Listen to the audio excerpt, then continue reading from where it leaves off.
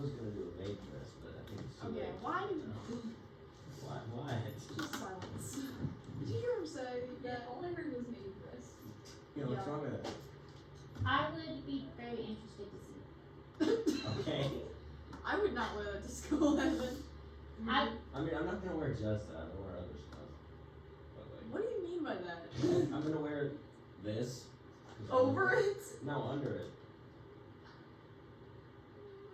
It would just be interesting to see him in something besides that. No, but he's still wearing that. Or something over it.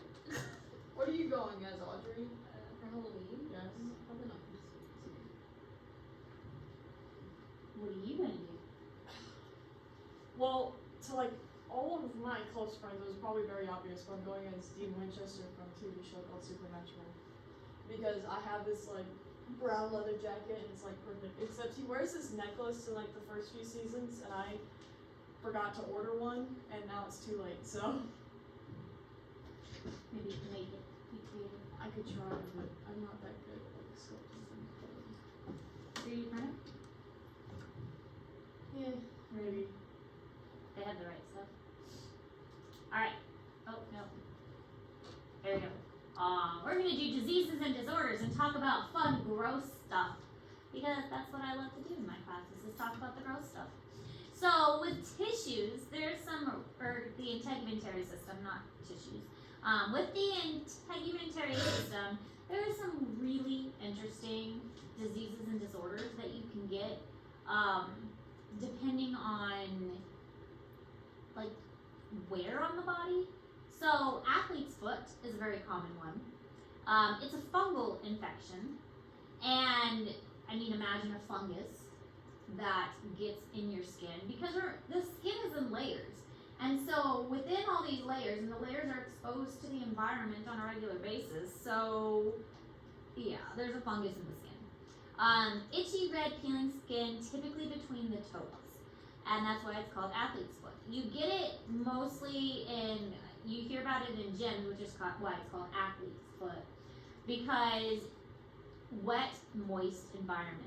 Bacteria and fungus really enjoy wet, moist environments, and what better wet, moist environment than a gross gym where people take showers and people are changing clothes in like locker rooms and things like that. So, and people are sweating all the time. That is a great place for a fungal or bacterial infection. But athlete's foot is fungus. So you can get over-the-cream topical medications for this. It's pretty common to find these, and the fungal infection will treat the over-the-counter creams will treat the athlete's foot. So pretty easy to treat this, but you know, disgusting. There's also boils, which are called furuncles and carbuncles. This is caused by inflammation of hair follicles. Now the hair follicles tend to get inflamed a lot. But this is really badly inflamed ones. And you can have clusters of boils which caused by bacteria. So typically this is bacteria that has gotten into the hair follicles, because anywhere you have a hair follicle there is an opening leading into the skin. So sometimes bacteria is going to get into there and cause inflammation and inflammation with whiteness. Whiteness is basically pus. So if you think of a pimple or a zit, which you know we've all had because you guys are teenagers and I was once a teenager, then it's basically pus that is built up under the surface. Cold sores are fever blisters, and this is caused by the human herpes virus 1. Blisters, itching, and stinging. So cold sores are usually on the outside of the skin, usually around the mouth area. And there is medication over the counter for these that is easily purchased, but a virus. So do we know the difference between virus and bacteria? Have we discussed this? I don't remember. I think it might have been like biology or something. Okay, so let's clarify what the difference is between a virus and a bacteria really quick. Because it's kind of an important difference. Bacteria are like little bugs. They are an actual little organism that is its own little critter. It's a prokaryotic thing, and it is microscopic. You can't see it, but it is a living creature, and it lives everywhere. There are good bacteria, there are bad bacteria. You have bacteria living in your stomach that help you digest food, and they're good. That's why we have probiotics. They are good bacteria that we want. But there are also lots of bad bacteria. Now, bacteria that are bad cause tons of infections in our body, and they are what cause infections. If you ever have an infection, that is a bacteria. It's a bacterial infection of some kind. So strep. Strep is from streptococcus something something. But we call it strep for short because that is a strep bacteria that has gotten into your throat. And the only way typically to get rid of a bacterial infection is antibiotics. So you have to have antibiotics to get rid of an infection because it kills the bacteria. And I'm sure you've probably heard this before, but it is important to take the full dosage of antibiotics that your doctor gives you, because you will start to feel better after, like, if they say 10 days of antibiotics, which is usually typical. You will start to feel better after maybe 5 days. But after 5 days, you've killed off the majority of the bacteria. You need to take the full 10 days because that will kill off all of the bad bacteria. If you only take 5 days and you're like, oh, I'm better, you leave a little bit of the bacteria behind that are a little more resistant to the bacteria. And then if you stop taking your antibiotics, those antibiotic resistant bacteria will build up in your body and they will reproduce. And now suddenly you have these stronger antibiotic resistant bacteria that you are creating.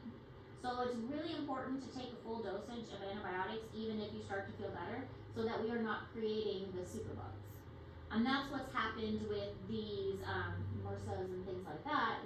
We've created these antibiotic-resistant bacteria because people will not take the full range of antibiotics like they're supposed to, and some bacteria have been left behind. And those bacteria are like, oh, I'm a little bit stronger, and they reproduce. And now we have created like these superbugs because bacteria's lifespans are so much faster than ours, and so we have left them, and they have reproduced, and they've reproduced, and they have passed on their super genetics. And the other thing is our antibiotics have not kept up with their lifespan. So we are not making good enough antibiotics. Antibiotics that we are using are still like way from like the 1960s and 1970s. We have not created new antibiotics to meet the faster reproducing bacteria. Does that make sense? We're using old medicine, and we need to make new antibiotics to kill the new bacteria. So they have become resistant to our antibiotics because they're like, oh, that's from like 30 years ago. Yeah, we don't need that. But the bacteria have gotten past that. So anyway, that's bacteria. But the difference of a virus is actually a protein shell that gets into your body, and then it carries DNA, and the DNA gets injected into your cells and takes over your cells. And so it is actually hijacking your own cells and taking over your own cells until your body can fight it off. So antibiotics isn't going to do you any good if you have a virus. So like a cold is a virus. If you try to get antibiotics for a cold, it's not going to do you a bit of good because there's no bacteria present. It's not going to do you any good. So people get confused all the time. It's like, well, why can't you give me antibiotics for this cold? Well, it's not bacteria. There's no bacteria there. Antibiotics are only good for bacteria, and then people don't understand that. So like with human herpes virus, it's a virus. It's taking over your own cells, your own body. It's injected the DNA and the RNA into your cells and hijacked your own cells. So it's taken over your own body. So that's the difference between the two. You can catch an infection, so you can get the bacteria for strep from somebody else. You can also catch a virus from somebody else. So you can get both from other people. So like with cold sores, you can get cold sores from somebody else because that's a virus. You can get strep and bacteria from somebody else. So both are, we call it communicable. both are communicable, but the way you treat them is different. Typically, with a virus, you just treat the symptoms because your body has to build up antibodies to it and fight it off on its own. With bacteria, you can get antibiotics, but with a virus, there's not much you can do, and that's one of the reasons that COVID was so hard for us to fight, because there wasn't much we can do to fight against it. Our body had to build up its own immunity to it. We couldn't just magically oh here, have some antibiotics, because it was something our bodies had to fight off naturally, and we had to build up antibiotics or create a vaccine too. You guys know how vaccines work, right? Yeah, vaccines are like a little bit of a dead virus or a slightly alive virus that we put in our bodies, and our body builds up antibodies. And so the next time we catch it, then our body's like, oh, we've already got the antibodies to this. Here, we can kill it now. Okay, so here, athlete's foot, fun stuff. And this is after it's healed. But it's kind of flaky, it's kind of gross, but it's a fungus. Fungus can be killed with an antifungus. So it's kind of like bacteria, but in a different group. So this is a furuncle. So an infection, anytime you see white, that is buildup of pus, which usually indicates an infection. Anytime you see red, that's an inflammation. So not usually a virus, usually a bacterial infection of some kind. So carbuncle is several of them together. And this one is indicating a deep infection. It's usually just not near the surface. These are more near the surface. That's why you can see them. This one is deeper in the surface. And so there's going to be more pus. And pus is basically white blood cells. That's what pus is. It's white blood cells because white blood cells fight infection. So this is white blood cells built up underneath. It's just deeper in the surface. So here's another look. This is kind of a side view. So this is the furuncle underneath. And this is several of them. See how they're associated with hair cells, hair follicles. And this one is underneath the surface, and it's just deeper down. So for this one, you probably need to lance it, which sounds painful. It would be painful, but you have to get the infection out. So penetrate down into here to let the infection out, because otherwise the infection is just going to fester. All right, other types of issues with skin, contact dermatitis. This one is actually fairly common. Contact dermatitis is you are allergic to something, like maybe you switched your laundry detergent and the new laundry detergent gives you a rash. Or maybe you come into contact with a perfume and the perfume makes you break out. This is any kind of exposure to a surface. You used a new hand lotion and the hand lotion makes your skin turn red and itchy. Any kind of exposure to something outside you that makes your skin irritated. It can cause itching, redness, swelling of the skin, something like that that makes your skin upset. Maybe it was, a long time ago, I used one of those like hair removal products and it made my skin really sore and I never used it again. Things like that. That would be contact dermatitis. Impetigo is a bacterial infection. Was that what was going around here? Was it impetigo? No, it was, what was going around in the gym? The sports team. It wasn't impetigo. No. It was a skin something. It wasn't impetigo, it was not psoriasis. Something in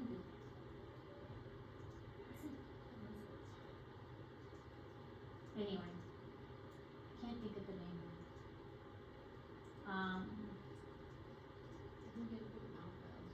Yeah, hand, foot, and mouth has been going around our middle school as well.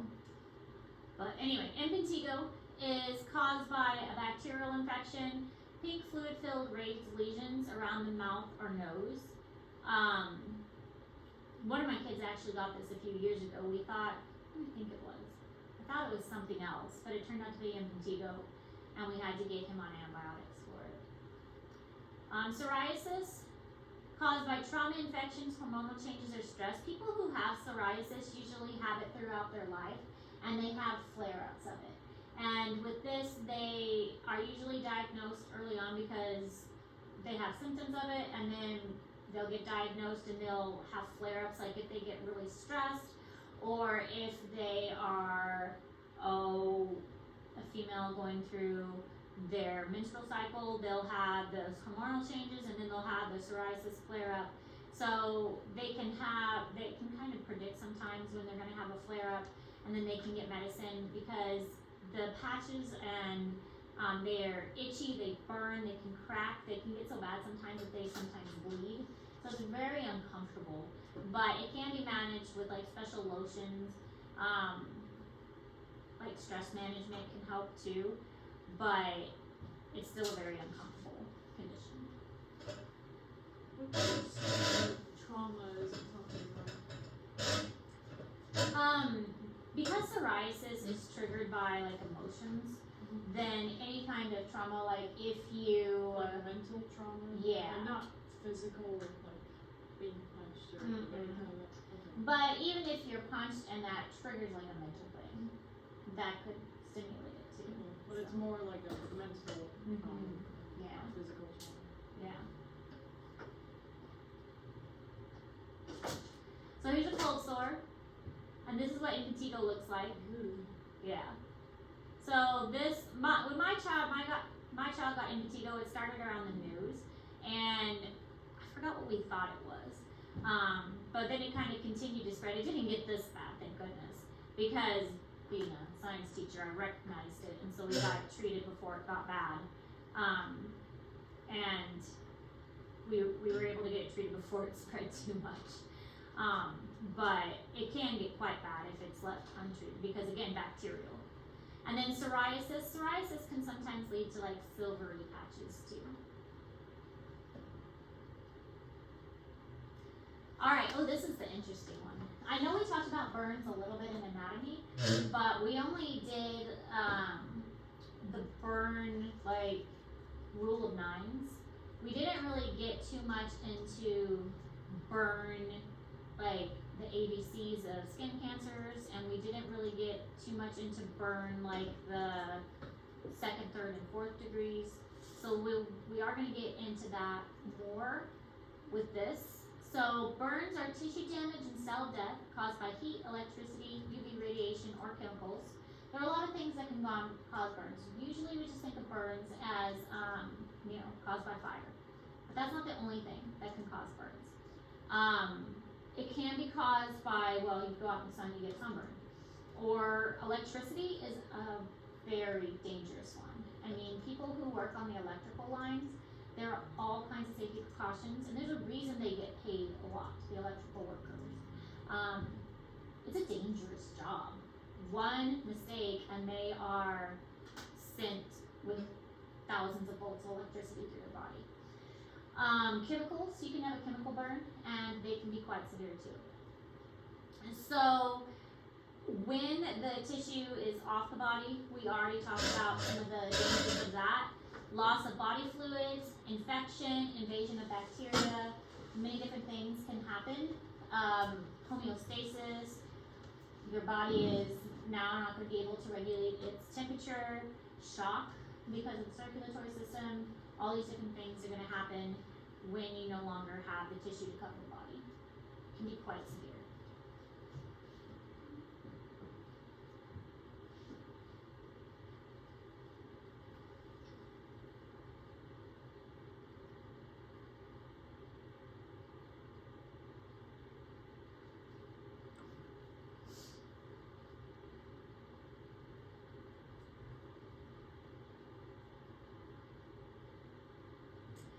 And in anatomy, we did learn the rule of nines, but do we have a picture again?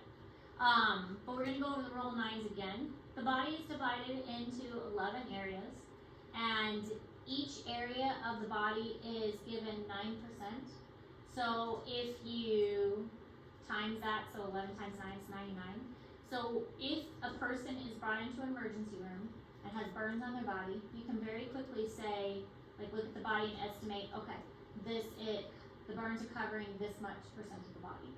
And so you can do super quick math in your head to estimate the amount of percent that is covering the body. and this will be on the test. So estimating this, and the way that I do this on the test is you need to be either 5 above or 5 below my answer. So you don't have to have my answer exactly. So if my answer is 45, you can have 50 or you can have 40 or be anywhere within that range. Okay? So anywhere from 50 to 40 would be acceptable for the test. So when you're estimating, we'll look at how the body is divided, and you'll have a picture of a burn, and you'll need to estimate the percentage of body that is burned, and you need to have your estimation within 5 above or 5 below, so within that range of my estimate. Does that make sense, Dex? I don't know. Most people get it right on the test, at least the last time we did it. Yeah, most people were pretty accurate. So, because this method is pretty accurate. And once we explain it, it's not too difficult. So, the way the body is divided up, the groin area is 1%. But the head, and this is just the front, so the back is the same, okay? So the front of the head is 4.5%, the back of the head is 4.5%, so the entire head is 9, okay? So if we're looking at the entire head, that's 9.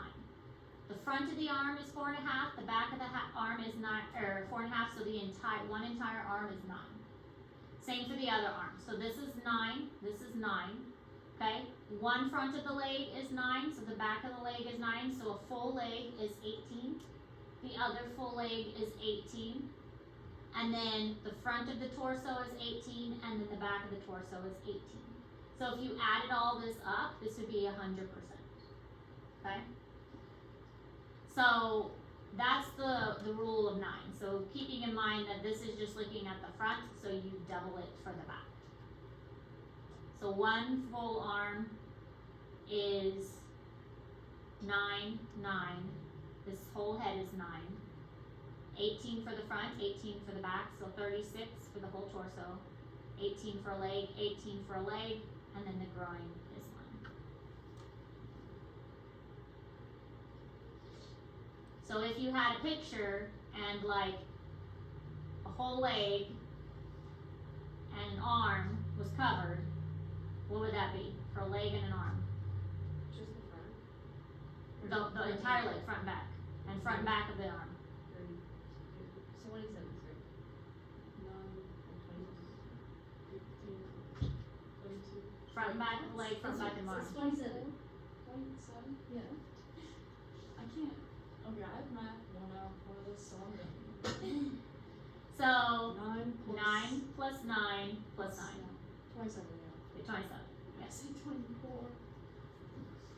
But normally it wouldn't be that easy. Normally it'd be like partial torso, so you'd have to estimate a little bit, and I'd show you the back too, and they'd be like, you'd have to, that's why there'd be like a little estimation. It's like, well, it's about, most of the torso, so I would say that's like, 15% of the front and so on. So, and that's why I give you like a range. As long as you're within this range, you're good.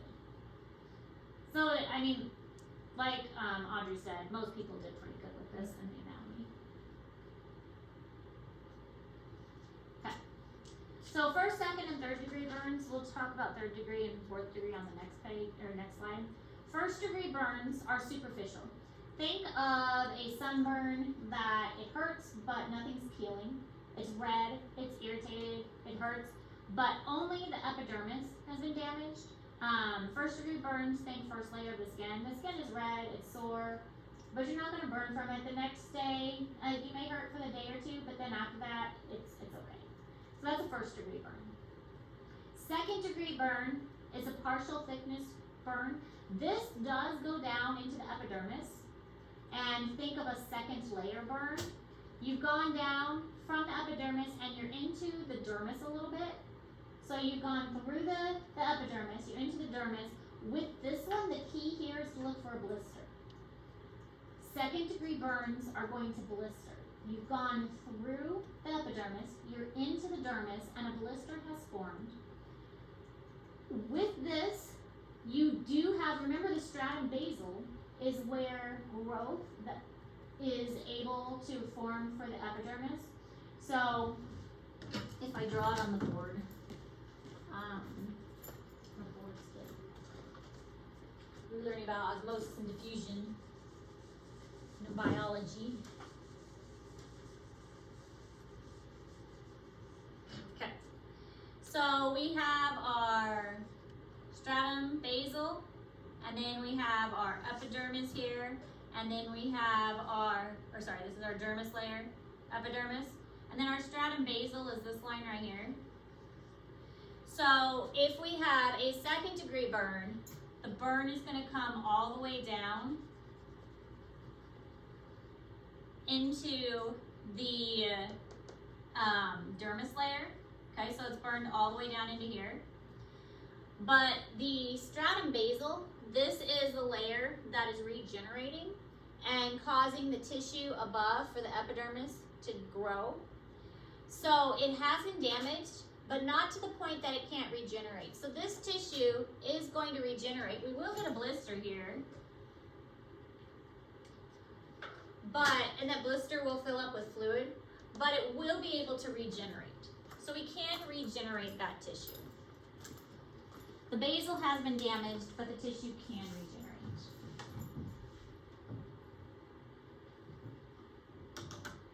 Because it hasn't been damaged like too much yet.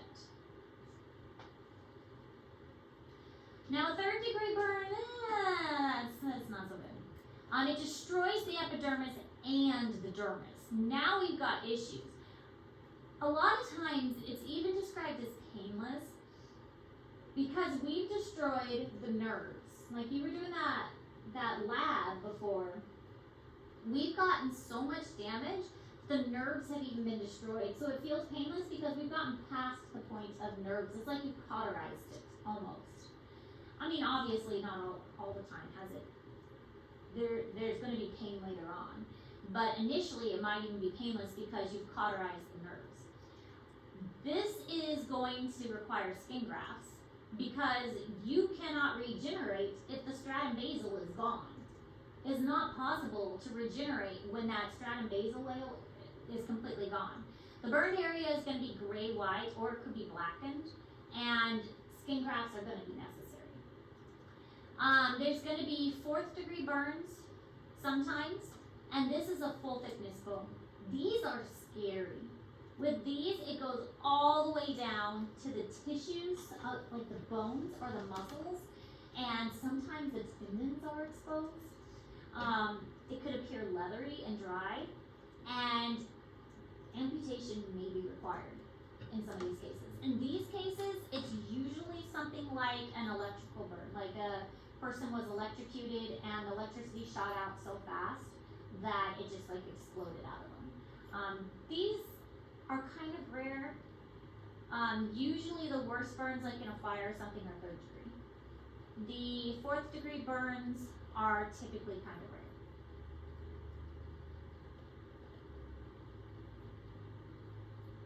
Most of the time, like on medical shows and stuff, they're like, we had 3rd degree burns covering so much of their body. That's more normal. 4th degree aren't as common.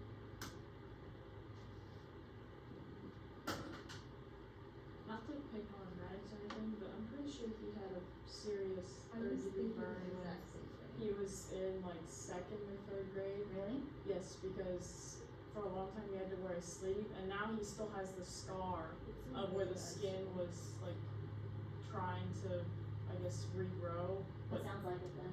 Yeah. Sometimes it could be from like scalding too, like if you have scalding water on you. Eela's done that. What? Eela's done that. Yeah. She's a really bad burn on her hand. Then it could, it could be a 3rd degree.